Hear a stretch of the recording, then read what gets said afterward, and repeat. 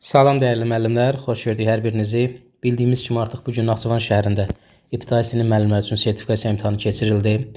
Uğur əldə edən hər bir müəllimi təbrik edirəm. Necə demişdik, elə də oldu. Axırıncı model sınavımızda sizə mən xüsusi vurğulamışdım ki, dəyərli müəllimlər, heç nədən narahat olmayın. Hər şey kifayət qədər normal olacaq. Bizim bilirik ki, fevral ayından bu Naxçıvan sertifikasiyasına bağlı müntəzəm izahlarımız davam edirdi və hər dəfə rəylərdə mən qarşıma çıxırdı. Müəllim, bu qədər inanmıram, asan da olsun, bu qədər və s. və ilə. Ümumiyyətlə, asanlıq, çətinlik nisbi bir məsələdir. Bu gün imtahandan çıxan müdavimlərimiz şok formada bizə səs atırdı ki, müəllim, suallar o qədər sadə idi, riyaziyyat adına danışıram. Yəni, və bunlar sadəcə müəllimlərimiz davamlı olaraq bu təlimlərdən keçiblər, hazırlaşıblar, ona görə suallar onlara sadə gəlirdi. Və dəyərli müəllimlər, eləcə də MİQ indi təbii ki, bütün ibtidai sinif müəllimləri, növbəti sertifikasiyaya girəcək, MİQ imtahana girəcək müəllimlər bunu izləyirlər. Heç nədən narahat olmayın. Xüsusi altını çizərək deyirəm ki, kurikulum hissəsində fikir verin. Bu gün də nə qədər müəllim kurikulumdan biraz büdürüyüb, reallığı demək lazımdır. Riyaziyyat adına düzgün proqramla hazırlaşmışsa heç nədən narahat olmayın. Və burada imtahandan çıxan müəllimlərin müəyyən qismləri yadda qalan sualları dedi. Müəllim, bax, yuvarlaqlaşdırma ilə bağlı belə sual düşmüşdü, kater ilə bağlı belə sual düşmüşdü. Biz müəllimlərin yadda qalanlarını, bəzilərini məsələn müəllim dediyi kimi yazmışam, görürəm ki, cavab alınmır. Orada demişəm ki, yəqin indi müəllim imtahan həyəcanından ola bilər düzgün yadda saxlamayıb, mən onu düzəltmişəm. Bu formada sualları yazmışam. Biz ümid edirik ki, artıq bundan sonra MİQ və sertifikasiya imtahanlarında o suallar müəllimlərə deyiləcək və ya imtahandan sonra nazirlik bunu rəsmi bir öz platformalarında, kütləvi informasiya vasitələrində paylaşacaqlar. Və normal olan da bu olmalıdır ki, istər sonra müəllimlərin onu apellyasiya kimi, şikayət vermək kimi bir hüququ olsun, hansını səhv, hansını düz yazıb sonradan özləri baxsın. Yəni bu artıq məncə MİQ və sertifikasiya imtahanlarında imtahandan sonra sualların hamısının təqdim olunması mütləq olmalıdır. Buna ümid edirik. İndi isə keçək yadda qalan sualların izahına. Birinci sualımız yuvarlaqlaşdırma ilə bağlı idi.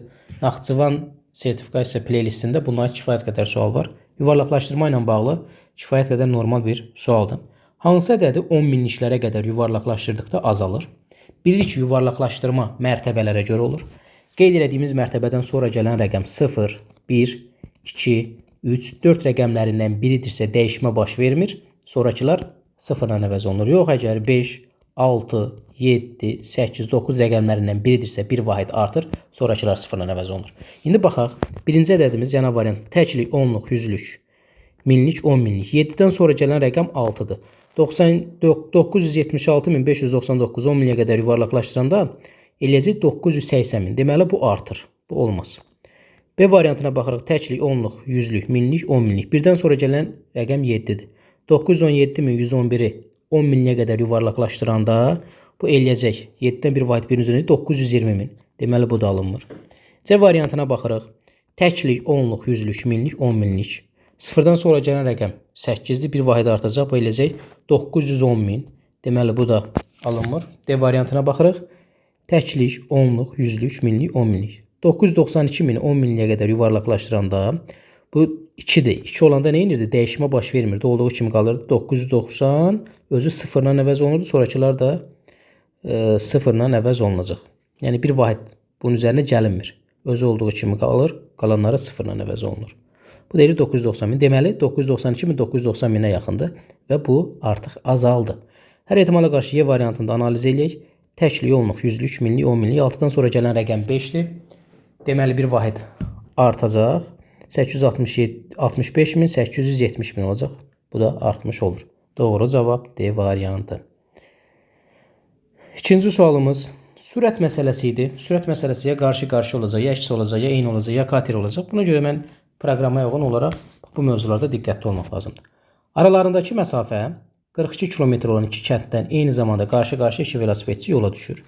Biri buradan, biri buradan. Velosipedçilərdən birinin sürəti 12 km bölünsün saat, digər isə bunun 4də 3-ü qədərdir. 12-nin 4də 3-ünü tapırıq. Necə eləyəcək? 12-nin 4-də bölüb 3-ə vuracaq. 9 km bölünsün saat.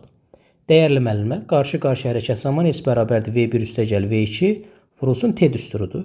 Başqa cür desək, görüş vaxtını tapmaq üçün məsafəni sürətlər cəminə bölürük. 42 bölünsün 12 üstəgələk 9, 21, 42-ni də 21-ə böləndə elədi 2 saat.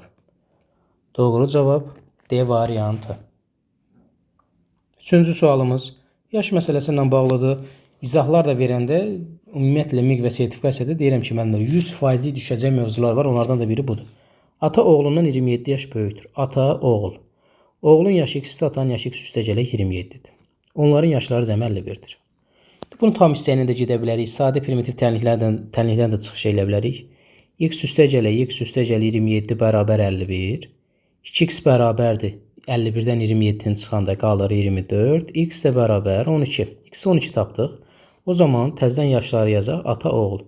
Oğlun yaşı deməli 12 imiş. Atanın yaşı 39 imiş. Bizdən başqa şey soruşur.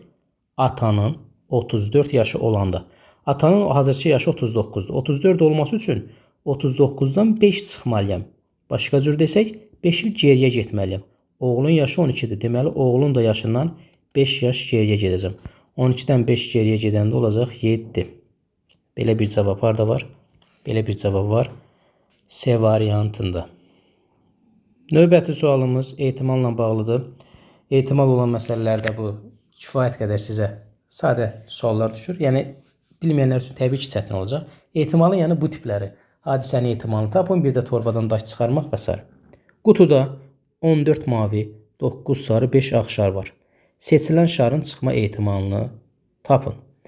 Dəyərli müəllimlər, hadisənin ehtimalı əlverişli halların bütün hallar sayına olan nisbətidir və ya mümkün hallar sayına da deyə bilərik. Bütün hallar. İndi bütün hallarımız 14 mavi, 9 sarı və 5 ağı toplasaq eləyər 28. Yəni ümumi hallarımız. O zaman buraya yazdıq bütün hallar 28. İndi məndən hansı rəngi soruşur? Sarı rəngi. Deməli əlverişli hallarımız 28-də 9 olacaq. Ağ desəydi 28-də 5. Mavi desəydi 28-də 14.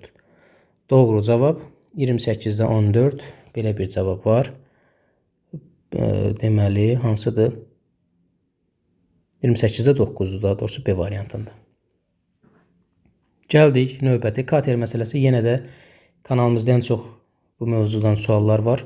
Kater çayın axını ilə 4 saatda 128 km yol getdi.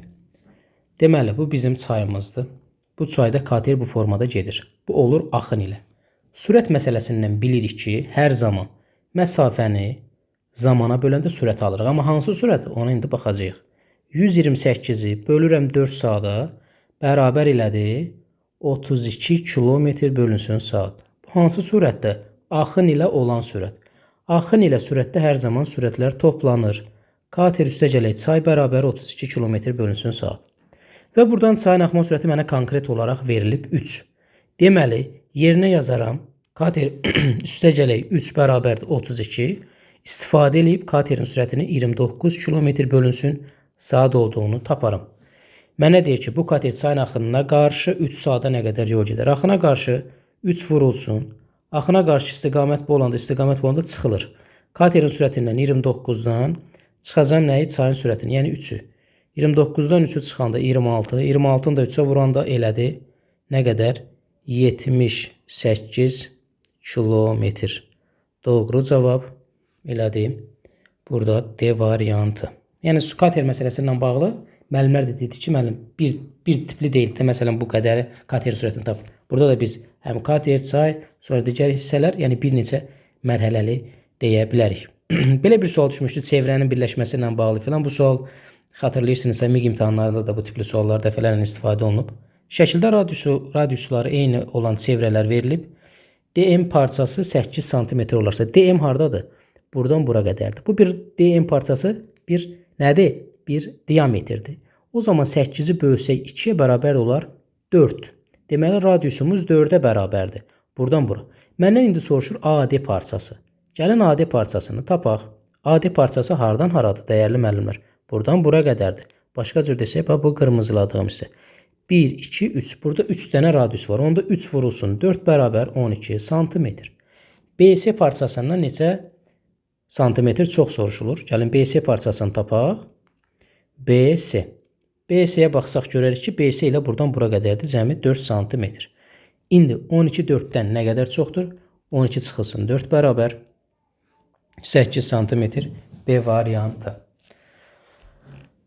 Növbəti sualımız müəllimlər uzunluqla bağlı idi. Demişdim ki, çevirmələr ümumiyyətlə hər dəfə düşən suallar, mövzular sırasındadır. Çevirmələrdə uzunluq vahididir. Uzunluq vahidlərində bura belə bir sxem yazacağım. Kilometrdən metr, metrdən desimetr, desimetrdən santimetr, santimetrdən millimetr. Bir dənə dəyərli müəllimlər, kilometrlə metrin arasında vuraq 10 var. Qalanların hər birinin arasında vur 10. Daha doğrusu kilometrlə metr arasında vuraq 1000 var. Qalanın hər birinin arasında vuraq 10, vuraq 10. İndi bu necə tapılır? Məsələn, 1,3 kilometrin məndən metr olduğunu soruşur. Çünki hamısını gətirib metr eləməliyəm. Metrini soruşur. Buradan kilometrlə metrin arasında vuraq 1000 var. Deməli 1,3'ü 1000'ə vuracaqsan. Bu bərabər eləyəcək. Virgüllə 0 gedir. 1300 metr. Bunu yazdıq. Sonra 5'də 3 kilometr bərabərdir. Yenə də kilometrlə metrin arasında 1000 var dəyərli müəllimlər. 5'də 3 vurulsun 1000.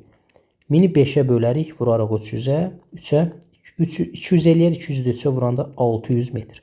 Ən sonda qaldı 150 desimetr. Baxın, diqqətli olaq.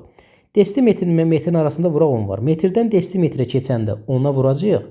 Desimetrdən metrə keçəndə 10'a böləcəyik. İndi burada desimetrdən metrə keçirik. Deməli biz 10'a böləcəyik. Bu da bərabərdir. 150'ni 10'a böləndə 15 metr. Və bunların hər birinin cəmi bizdən soruşulduğundan yazıram ki 1300 metr, üstə gələk 600 metr, üstə gələk 15 metr. 1900, 1900'ün üzərinə 15 gələndə cavab eləyəcək 1915 metr. Belə bir cavab harda var? Belə bir cavab var B variantında. Bu qədər dəyərli müəllimlər. İndi mövzulardan dedikcə mövzularla bağlı onsuz hər bir mövzu məsələn tutaq ki olsun kvadrat düzbucaqlı ilə də bağlı sual var. Deyiblər kanalda kifayət qədər onlarla bağlı izahlar var. Yəni göstərdim ki, hansı suallar və hansı tip suallar düşüb, narahat olmayın. Bundan sonra hazırlaşan müəllimlər, imtahana girəcək müəllimlər sadəcə disiplinli olun, məsuliyyətli olun. Və növbəti 2027 sertifikasiya imtahanlarında iştirak edən müəllimlər üçün xoş xəbərimiz var. Keçən dəfə dediyim kimi yay qruplarımız artıq qeydiyyat davam eləyir. Yay qruplarında müəllimlərin asudə vaxtları olur və bu onlara şərait yaradır ki, daha keyfiyyətli və disiplinlə hazırlaşsınlar. Hər birinizə uğurlar arzulayıram dəyərli müəllimlər. Növbəti izahlarımızda görüşərik. Hələlik.